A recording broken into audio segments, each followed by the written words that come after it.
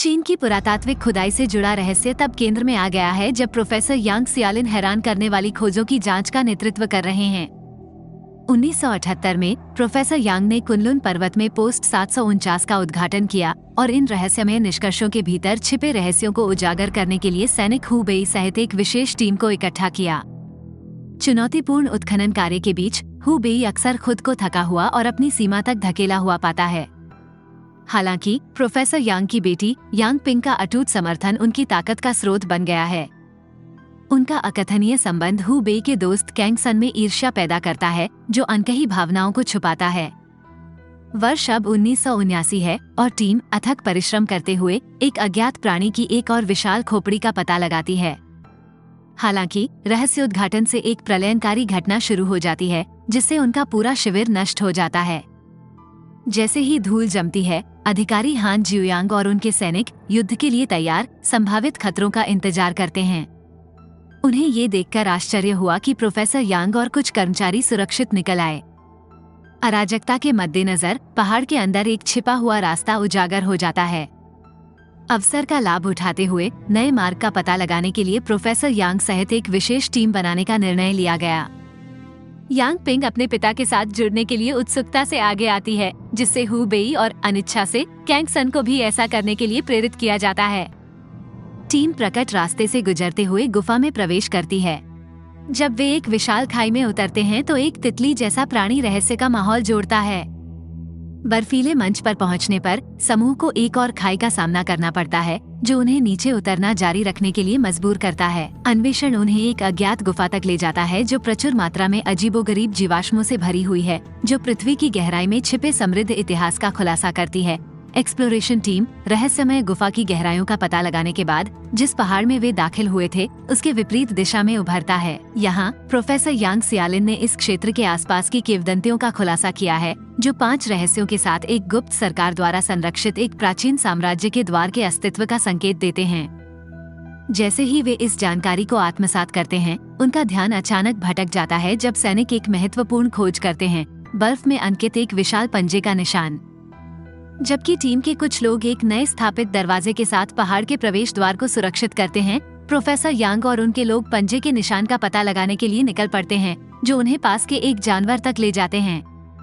अप्रत्याशित रूप से पहली मुलाकात उस विशाल जीव से नहीं, बल्कि गुफा से पहले पहचाने गए तितली जैसे जीवों से होती है, जो अब अजीबोगरीब चमगादड़ के रूप में सामने आए हैं।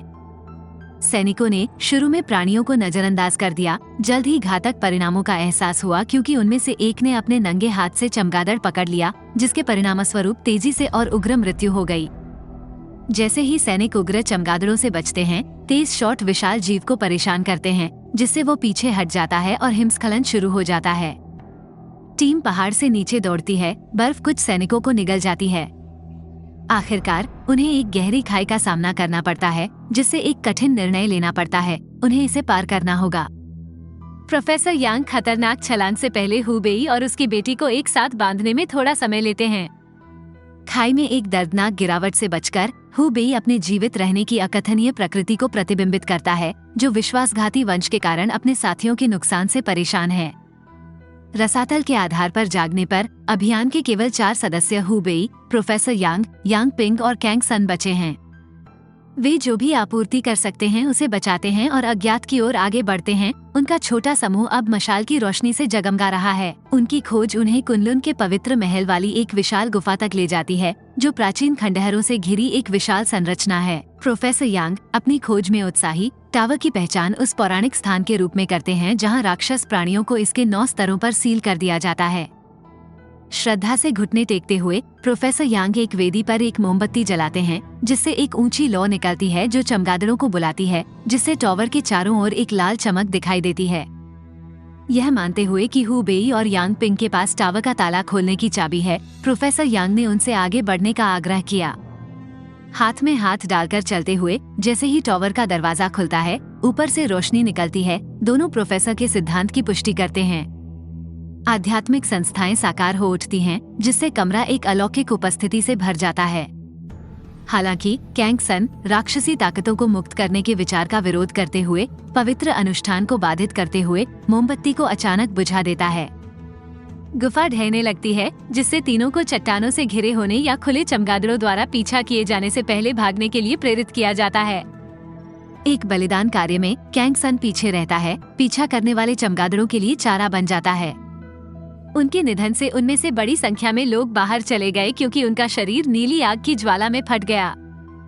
बलिदान के बावजूद चमगादड़ों की भीड़ हु बेई, प्रोफेसर यांग और यांग पिंग का लगातार पीछा करती रहती है, जो उनके बीच कुछ दूरी बनाने में कामयाब होते हैं।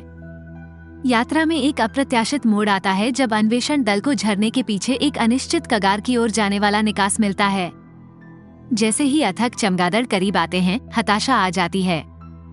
हु बेई उन्हें मशाल से रोकने का प्रयास करता है, लेकिन चमगादड़ उसे काटने में कामयाब हो जाते हैं, जिससे उसके कंधे पर आग लग जाती है। यांग पिंग ने त्वरित निर्णय लेते हुए अपने पिता का अनुसरण करते हुए आग की लपटों को बुझाने के लिए उसे किनारे से पानी में धकेल दिया। पानी के भीतर डूबे हुए हु बेई और यांग पिंग एक विशाल डायनासोर जैसे प्राणी द्वारा जबरदस्ती अलग किए जाने से पहले थोड़े समय के लिए फिर से मिलते हैं। ये दुर्जेय जानवर यांग पिंग को अपने जबड़ों में पकड़ लेता है और तेजी से उसे दूर ले जाता है।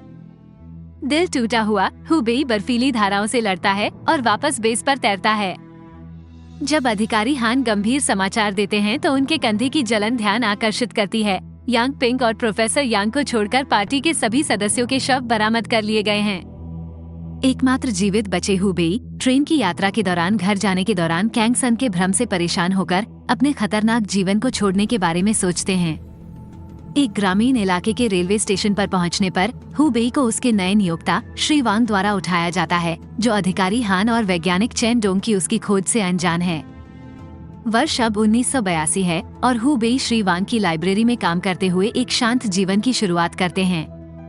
एक लंच आउटिंग के दौरान हु बेई अपने बचपन के दोस्त वांग कैक्सुआन के साथ फिर से मिलकर आश्चर्यचकित हो जाती है, जो एक मनोरंजनकर्ता के रूप में काम करता है। श्री वांग के आयोजन पर संदेह करते हुए हु बेई का शांतिपूर्ण जीवन एक अप्रत्याशित मोड़ लेता है। जैसे ही हु बेई लाइब्रेरी के संसाधनों के बारे में गहराई से सोचता है, उसकी नजर प्रोफेसर यांग के शोध पर पड़ती है, जिसमें मायावी दानव टावर का एक चित्रण सामने आता है। ये स्पष्ट हो जाता है कि प्रोफेसर ने हमेशा इसके रहस्यों को खोलने की कोशिश की थी और उनका मानना था कि हु बेई और यांग पिंग के पास कुंजी थी।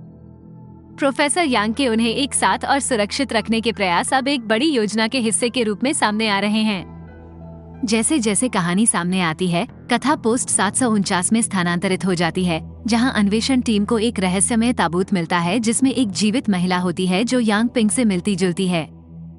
ये रहस्यमय आकृति खुद को शर्ली के रूप में पेश करती है, जिसके पास बेकाबू रहस्यमय शक्तियां हैं और उसे यांग पिंग की कोई याद नहीं है। कड़ी निगरानी में रखी गई शर्ली टीम के लिए एक पहेली बन गई, जिससे आगे की जांच और उपचार शुरू हो गया। इस बीच हु बेई, जो अब अपने नए जीवन की शांति में डूबा हुआ है, पुस्तकालय में प्रोफेसर यांग की किताबें प्राप्त करना जारी रखता है। चिन्हित पन्ने उसे प्राचीन किंवदंतियों और रहस्यों की दुनिया में ले जाते हैं। अपने बचपन के दोस्त वांग कैक्सुआन के साथ सहयोग करते हुए हु बेई का किंवदंतियों के प्रति जुनून तीव्र हो जाता है, जिससे वो सतह के नीचे छिपी सच्ची कहानी को उजागर करने के लिए प्रेरित होता है। ह्यूमनॉइड जाति, राक्षसों और शनि के मनुष्यों दोनों के वंशज रहस्यमय टावर की कुंजी पृथ्वी पर उनकी विरासत रखते हैं। सहस्राब्दियों तक संरक्षित टावर के संरक्षक गायब हो गए जब मानवता राक्षसी प्रभाव से मुक्त हो गई। फिर भी लंबे समय तक चलने वाले प्रश्न बने रहते हैं। हु बेई और यांग पिंग टावर क्यों खोल सकते हैं? प्रोफेसर की खोज को किसने प्रेरित किया? और रहस्यमय पुस्तक वितरण का आयोजन कौन करता है? 1985 में तेजी से आगे बढ़ते हुए अधिकारी हान को एक चौंकाने वाला रहस्योद्घाटन मिलता है। प्रोफेसर यांग, जिसे मृत मान लिया गया था, पहाड़ों में एक गुफा के भीतर छिपा हुआ जीवित पाया जाता है। इसके साथ ही पश्चिम चीन में ऑल सिटी शहर को विशाल रहस्यमय जानवरों के निरंतर हमले का सामना करना पड़ता है। माना जाता है कि ये जीव अपने पीछे केवल खंडहर छोड़कर खुले टावर के परिणाम हैं। अधिकारी हान परिणाम की जांच करते हैं और सामने आ रही अराजकता के उत्तर तलाशते हैं।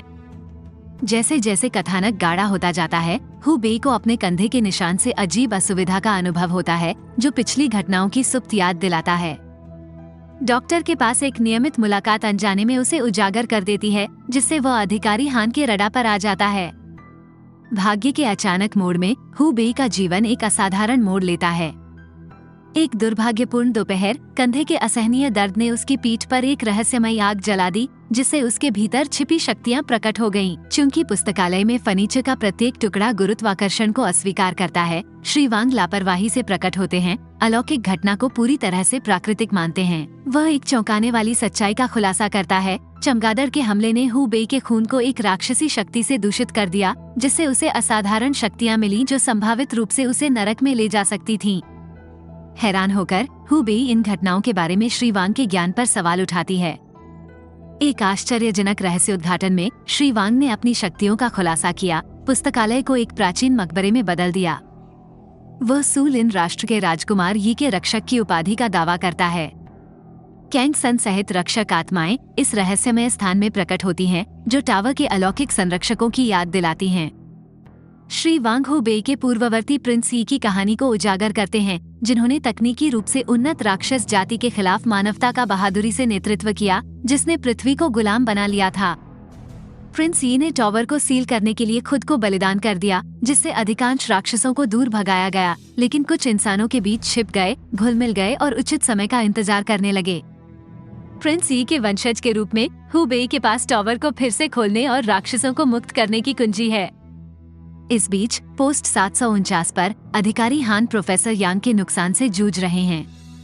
हालांकि अचानक आए एक मोड़ ने उसके मूड को उज्जवल कर दिया। शर्ली पुरानी यादों के साथ जागते हुए हु बेई के साथ अपने पिता की खोज करने की इच्छा व्यक्त करती है। हु बेई को भर्ती करने के लिए उत्सुक अधिकारी हान पुस्तकालय का दौरा करता है, जहां वो शुरू में पिछले मिशन के आघात के कारण मना कर देता है। फिर भी शर्ली की उपस्थिति उसके दृढ़ संकल्प को फिर से जागृत करती है, जिससे हृदय परिवर्तन होता है। श्री वांग की उन चिंताओं के बावजूद कि राक्षस उन्हें पकड़ने की कोशिश कर रहे हैं, हु बेई यांग पिंग की लालसा और राक्षसी आत्माओं द्वारा प्रिंस यी की कब्र पर बढ़ते हमलों से प्रेरित होकर यात्रा पर निकल पड़े। उत्तरी चीन के केंद्र में प्रवेश करते हुए हु बेई प्रोफेसर यांग का पता लगाने के लिए समर्पित एक टीम के साथ फिर से जुड़ता है, जिसमें चैन डोंग, काओ वेइवेई, सैनिक और रहस्यमय शर्ली शामिल हैं। शर्ली की पुनः उपस्थिति पर भावनाओं से अभिभूत हु बेई उसके दूर के व्यवहार और यांग पिंग के बजाय शर्ली कहलाने की जिद से चकित है। टीम ऊंटों पर रेगिस्तान की यात्रा करती है और उसे एक अप्रत्याशित रेतीले तूफान का सामना करना पड़ता है। उनसे अनभिज्ञ जैसे ही वे ऑल सिटी के खंडहरों में प्रवेश करते हैं, एक अदृश्य शक्ति ढाल को पार करते हुए तूफान रुक जाता है, जो उनकी रक्षा करता है। अचानक हुए हमले में वांग काइजुआन सहित कई लोगों की जान चली गई, जिससे समूह तबाह हो गया। मुख्य टीम से अलग होकर वांग कैक्सुआन और एक साथी रेगिस्तान मुठभेड़ में बचे लोग ऑल सिटी की ओर अपना रास्ता बनाते हैं। इस बीच राक्षस शेष टीम पर घात लगाकर हमला कर देते हैं, जिससे इस बात पर बहस शुरू हो जाती है कि मिशन पर आगे बढ़ना है या किसी अन्य त्रासदी को रोकने के लिए भाग जाना है। राक्षस करीब आते हैं, जिससे एक भयंकर युद्ध होता है, जिसमें शर्ली रहस्यमय तरीके से एक परित्यक्त स्कूल में चली जाती है और हु बेई उसका पीछा करती है। स्कूल की गहराइयों की खोज करते हुए हु बेई को राजकुमार की कब्र तक जाने वाली एक सुरंग मिलती है, जहां एक राक्षसी मुठभेड़ सामने आती है। शर्ली हस्तक्षेप करती है, राक्षस को वश में करती है और हु बेई को ठीक करने के लिए रहस्यमय शक्तियों का उपयोग करती है और जाने से पहले उसे एक जादुई ताबूत में सील कर देती है। शहर में वापस राक्षसों की संख्या बढ़ जाती है, जिससे टीम को ऊंची इमारतों में शरण लेने के लिए मजबूर होना पड़ता है। चांदी की गोलियों और रॉकेट लॉन्चरों के साथ एक हताश बचाव शुरू होता है। वेइवेई और वांग काइक्सुआन एक अथक दानव से बचते हुए एक बस में शरण पाते हैं। इस बीच हु बेई रहस्यमय ताबूत में जागता है और श्री वांग की आत्मा प्रकट होने पर इसकी उपचार शक्तियों को महसूस करता है, जो राजकुमार के पुनरुद्धार के लिए ताबूत के महत्व पर संकेत देता है। जैसे ही हु बेई अंधेरे में डूब जाता है, वह यांग पिंग के गंभीर भाग्य को जानकर टावर के सामने फिर से प्रकट होता है। एक जानवर द्वारा पकड़ लिए जाने पर उसे एक उग्र अनुष्ठान के अधीन किया गया, जिससे राक्षसी रानी शर्ली को शहर पर नियंत्रण हासिल करने और राक्षसों को मुक्त करने में मदद मिली। जैसे ही राक्षसी हमला कम हुआ, हु बेई रानी की आत्मा के साथ संवाद की तलाश में टावर के पास पहुंची। वहां उसे पता चला कि यांग पिंग उसके वंशज के रूप में टावर का दरवाजा खोलने की कुंजी थी। रानी की आत्मा अवज्ञाकारी अपने शरीर को त्यागने से इनकार कर देती है, इस बात पर जोर देती है कि उसे मारने से यांग पिंग भी बर्बाद हो जाएगी। दृढ़ संकल्पित हु बेई ने समाधान खोजने की कसम खाई और रानी खुश होकर उसे वापस शहर ले गई। बस पर हमला करने वाले राक्षस का सामना करते हुए हु बेई हस्तक्षेप करता है, अपने दोस्तों को मुक्त करता है, फिर भी छत के किनारे पर लड़खड़ा रहे चेन डोंग को बचाने में असहाय होता है। राक्षस अपना हमला जारी रखते हैं। शर्ली हु बेई का बचाव करती है और प्राणियों को खदेड़ती है। आसन खतरा मंडरा रहा है और चेन डोंग एक राक्षस के आगे घुटने टेकने से पहले अपना जीवन समाप्त करने के बारे में सोच रहा है। इस वास्तविकता का सामना करते हुए कि यांग पिंग हमेशा के लिए खो सकती है, हु बेई शर्ली की आंखों में देखते हुए एक दिल दहला देने वाला निर्णय लेती है। उसने शर्ली को 3 बार गोली मारी, जिससे सभी राक्षसों की मृत्यु हो गई और टॉवर ढह गया। अपने आखिरी क्षणों में शर्ली बेहोश होने से पहले हु बेई को चूमती है और यांग पिंग के रूप में वापस आ जाती है। दुख से अभिभूत हु बेई यांग पिंग को राजकुमार के ताबूत में ले जाती है, उसे पुनर्जीवित करने की उम्मीद में। उसके बगल में लेटे हुए हु बेई ने यांग पिंग के माथे को छुआ और उसकी यादों की बाढ़ का अनुभव किया। छोटी उम्र से ही यांग पिंग के पास अद्वितीय क्षमताएं थीं, जिनमें प्राणियों को पुनर्जीवित करने की शक्ति भी शामिल थी। उसकी माँ, जो राक्षसों की वंशज भी थी, ने उसे इन शक्तियों का उपयोग करने से मना किया था। अपनी माँ को नीली आग में जलते हुए देखकर यांग पिंग ने अपनी विरासत को समझा। टावर पर शोध करने की प्रोफेसर यांग की आजीवन खोज उनकी बेटी को अपरिहार्य भाग्य से बचाने की आशा से उपजी थी। गुफा में गिरने से बचने का श्रेय यांग पिंग की पुनर्जीवित शक्तियों को दिया गया। एक मार्मिक विदाई में यांग पिंग ने हु बेई के प्रति अपने प्यार का इजहार किया और उससे विनती की कि वो उसके पिता की खोज को ना छोड़े। उसकी इच्छाओं का सम्मान करते हुए हु बेई अपनी खोज जारी रखने के लिए दृढ़ संकल्पित होकर अपनी टीम के साथ ऊंटों पर रेगिस्तान से प्रस्थान करता है। इस बीच एक विशाल जानवर उन्हें दूर से देखता है, उनके रास्ते पर छाया डालता है और उनकी यात्रा में छिपे स्थायी रहस्यों को प्रतिध्वनित करता है।